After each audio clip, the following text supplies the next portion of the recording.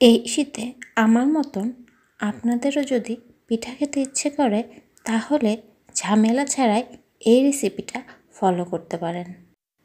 তৈরি করছি ঝাল পোয়া পিঠা। খেতে কিন্তু দারুণ। আশা করছি আজকের এই রেসিপি আপনাদের কাছে ভালো লাগবে। পিঠা তৈরির জন্য নিয়েছি চালের গুঁড়ি, আর এর ভেতরে পরিমাণ মতন লবণ দিয়ে দিচ্ছি, সাথে দিয়ে দিচ্ছি হলুদ, আর সেই সাথে দিয়ে দিচ্ছি ধনে গুঁড়ো, অল্প পরিমাণ মরিচ গুঁড়ো, আর দিয়ে দিচ্ছি আদা রসুন জিরা বাটা একসাথে। দুটো ডিম ফেটে দিচ্ছি, আর এই সবগুলো উপকরণ হাত দিয়ে ভালো করে মাখিয়ে নিচ্ছি। ঝামেলা ছাড়া এই পিঠাটি তৈরি করে দেখতে পারেন। মরিচ দিয়ে দিচ্ছি পরিমাণ মতন। এরপর কুসুম গরম পানি দিয়ে এটাকে মাখা মাখা করে নেব।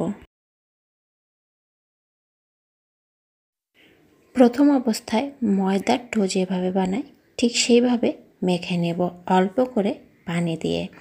তারপরে এটাকে একটি ঘন ব্যাটারে পরিণত করব। তার জন্য যতটুকু পরিমাণ পানি লাগবে ঠিক ততটুকু পরিমাণ পানি এখানে দিয়ে দিয়েছি। ব্যাটারের ঘনত্বটা একটু দেখিয়ে দিচ্ছি। ঘন একটি ব্যাটার তৈরি করে নিয়েছি। এবার ভাজবার পালা। কোনো কিছু করার আর দরকার নেই।